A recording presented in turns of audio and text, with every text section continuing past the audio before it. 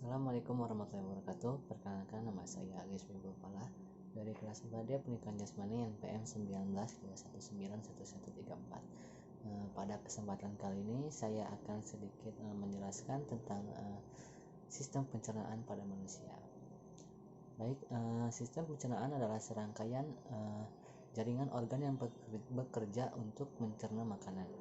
Selama dalam saluran pencernaan, makanan akan mengalami proses pencernaan baik secara mekanik maupun secara kimiawi.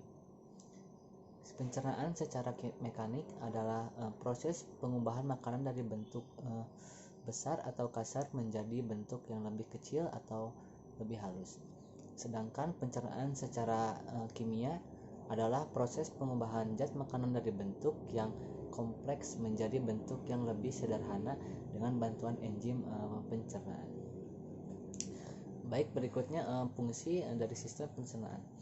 Sistem pencernaan memiliki fungsi utama mengubah makanan menjadi nutrisi yang dibutuhkan tubuh.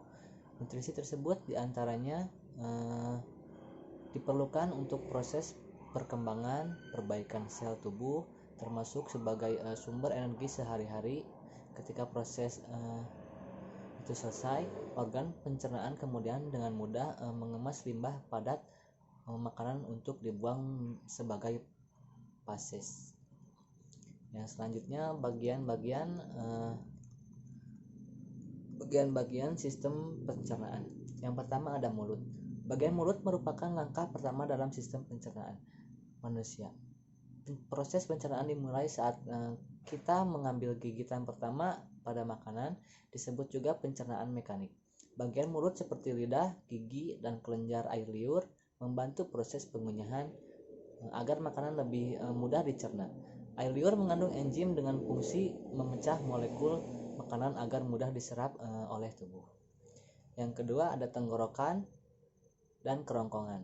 Tenggorokan atau faring merupakan saluran alat pencernaan yang menghubungkan rongga mulut ke kerongkongan. Faring juga berhubungan dengan rongga hidung yang berfungsi untuk memproduksi suara. Makanan yang ditelan dari mulut masuk melalui tenggorokan dan diteruskan ke tabung berotot esofagus. Tabung ini memiliki panjang sekitar 25 cm. Di bagian esofagus terdapat katup epiglotis yang mencegah makanan dan minuman masuk ke dalam trakea agar kita tidak tersedak. Pada dinding kerongkongan terjadi gerakan peristaltik, yaitu gerakan meremas yang mendorong makanan menuju lambung. Yang selanjutnya lambung. Lambung merupakan organ berbentuk seperti kantong yang terdiri dari dinding berotot. Di lambung terjadi sistem pencernaan mekanik di mana makanan dan minuman diremas dan diaduk menjadi bubur makanan atau kim oleh otot polos. Ada 3 bagian lambung yang penting. Bagian atas yaitu kardia, bagian tengah yaitu fundus, dan bagian bawah yaitu pilorus.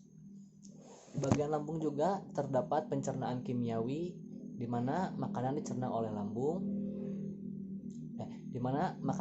oleh enzim dalam getah lambung yang dihasilkan oleh sel kelenjar dinding lambung.